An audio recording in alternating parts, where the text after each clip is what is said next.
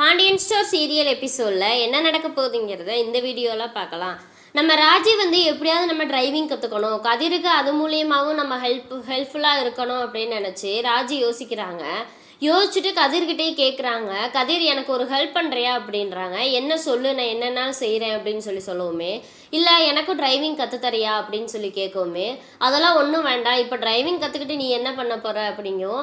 இல்லை நம்ம ட்ராவல்ஸில் அப்பப்போ டிரைவர் இல்லாமல் இருக்கிற நேரத்தில் நானும் கார் எடுத்துகிட்டு போகலாம்ல அப்படிங்கவும், அதெல்லாம் ஒன்றும் வேண்டாம், நீ பேசாமல் இரு, இங்கேயே ஏற்கனவே ட்ராவல்ஸுக்கு நீ நிறையா ஹெல்ப் பண்ணுற, இன்னும் அதுலேயும் இது வேறையா அப்படின்னு சொல்லவும், இல்லை பரவாயில்ல நீ சொல்லு நான் செய்கிறேன் அப்படின்னு சொல்லி கேட்குறாங்க. அதெல்லாம் ஒன்றும் வேண்டாம்ப்பா, நீ பேசாமல் இரு, நீ எக்ஸாமுக்கு நல்லா படிக்கிறதுக்கு வழியப்பாரு அப்படின்னு சொல்லிடுறாங்க. சரி அப்படின்னு சொல்லிட்டு அப்புறம் கதிரி யோசிச்சு பார்த்துட்டு, சரி நம்ம எங்கேயாவது ஒரு இது போகலாமா அப்படின்னு சொல்லி கேட்குறாங்க. எதுக்கு திடீர்னு இல்லை டிரைவ் போகலாமான்னு கேட்குற அப்படிங்கும். சும்மா தான் அப்படின்னு சொல்லிட்டு அப்புறம் கூட்டிகிட்டு போகிறாங்க. போகிறப்ப அப்புறம் சரிவா நீ கார் ஓட்டி பழகு பார்ப்போம் அப்படின்னு சொல்லிட்டு நம்ம ராஜியை டிரைவிங் சீட்டில் உட்கார வச்சு ஓட்டி பழக்கி விட்றாரு. ஒவ்வொன்றா சொல்லி கொடுக்குறாரு. அப்பப்போ ராஜிக்கு ரொம்ப சந்தோஷமாயிருது. பரவாயில்லையே நம்ம கதிர் நம்மளுக்காக இவ்வளோ தூரம் நல்லா மாறிட்டானே அப்படின்னு நினச்சி ரொம்ப சந்தோஷமாக இருக்குது. கார் ஓட்ட தெரியாமல் என்ன பண்ணிட்டாங்க, நம்ம குமார் மேலே கொண்டு போய் விட்டுறாங்க. குமார் அந்த சைட்லேருந்து வரவுமே அவர் மேலே காரை விடவுமே, என்னாச்சு ஏன்னா ஒன்றும் உனக்கு ஆகலை இல்லைனா அப்படின்னு சொல்லி கேட்கவும், இல்லை ஒன்றும் இல்லை என் மேலே தான் தப்பு, நான் தான் எதையோ யோசிச்சுக்கிட்டே விட்டுட்டேன், பார்த்து நீ நான் வேறு யாரோ நினச்சி தான் நான் சத்தம் போட்டேன் அப்படின்னு சொல்லி குமாரும் சொல்கிறாரு. சாரி நானா தெரியாமல் இது ஓட்டி பழகிறேன்னு சொல்லி உன் மேலே கொண்டு விட்டுட்டேன் அப்படிங்கும். பரவாயில்ல ராஜி நீ பார்த்து ஓட்டு, நான் கிளம்புறேன் அப்படின்னு சொல்லிட்டு அந்த இடத்துல நிற்காம கிளம்பி போயிடுறாங்க.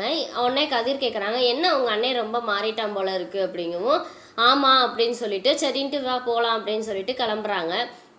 கிளம்பி ட்ராவல்ஸுக்கு நின்று பேசிகிட்டு இருப்பாங்க.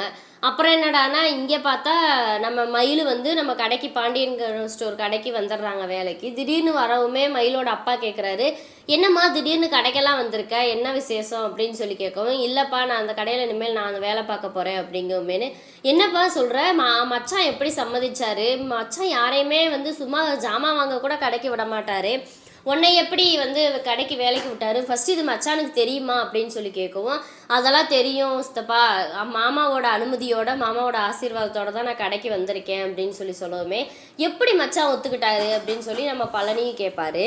அதெல்லாம் ஒத்துக்கிட்டாரு அப்படின்னு சொல்லிட்டு அப்புறம் பரவாயில்லம்மா அப்படின்னு சொல்லிட்டு மயிலோட அப்பா என்ன செய்கிறாரு, இங்கே வாமா இந்த சீட்டில் உட்காரு அப்படின்னு சொல்லிட்டு கல்லாவில் கொண்டு போய் உட்கார வச்சிட்றாரு. இப்போ தான் கல்லாவுக்கே மரியாதையாக இருக்குது, ஓனர் அம்மா உட்காரவும் தான் அழகாக இருக்குது அப்படின்னு சொல்லுவோமேனு சொல்லிட்டு சரி உட்காந்துருங்க அப்படின்னு சொல்லிட்டு பழனியை கூட்டிகிட்டு டீ குடிக்க போயிடுவார்.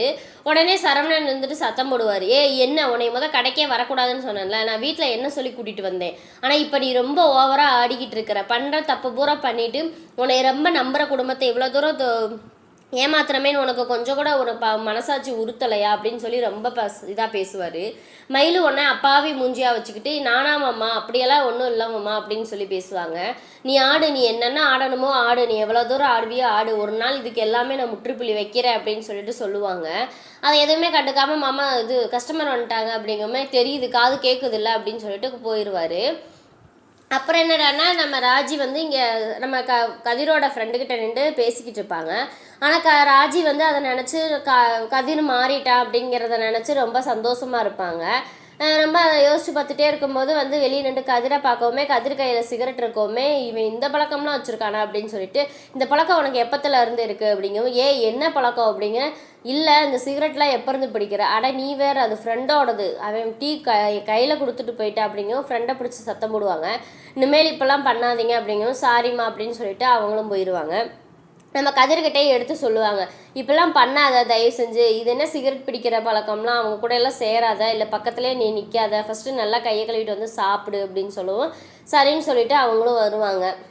கதிருக்கும் ரொம்ப சந்தோஷமாக இருக்குது, பரவாயில்லையே நம்ம ராஜி நம்ம மேலே இவ்வளோ அக்கறையாக இருக்கே அப்படின்னு நினச்சா அவங்களும் சந்தோஷப்படுவாங்க. இதுக்கப்புறம் இந்த வீடியோவில் என்ன நடக்க போகுதுங்கிறத அடுத்த வீடியோவில் பார்க்கலாம். இந்த வீடியோ பிடிச்சிருந்தா மறக்காமல் லைக் பண்ணுங்கள், சப்ஸ்கிரைப் பண்ணுங்கள்.